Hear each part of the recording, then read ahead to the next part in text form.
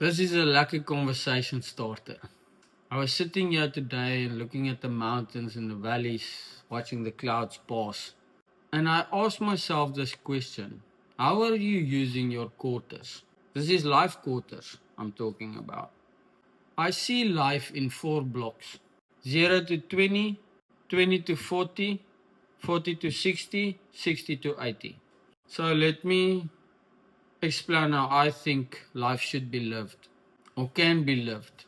And I just want to add, it's never too late.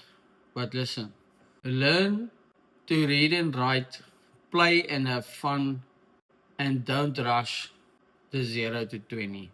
The 20 to 40, this is the fire phase. This is maximum energy, maximum mistakes, maximum effort. This is where you must test yourself, fail, start again, and find out who you really are.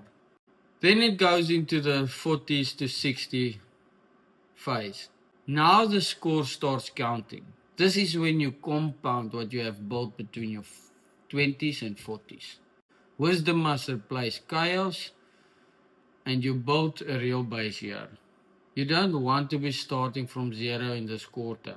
Then you get your 60s to 80s. This is the time of your life.